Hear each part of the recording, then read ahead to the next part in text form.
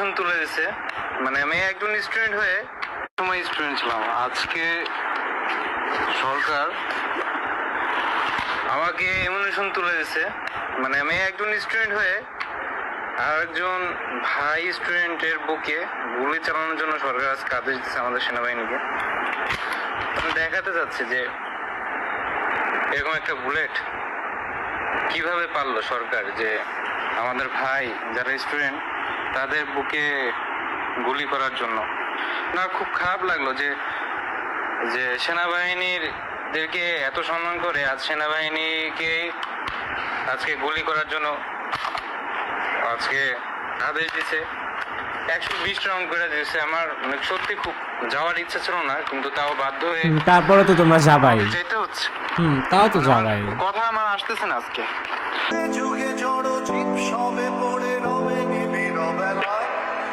ও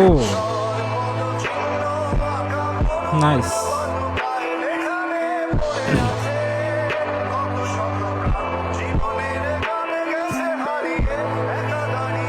but এই ডিফেন্সের দু একজন ছাড়া সবগুলাই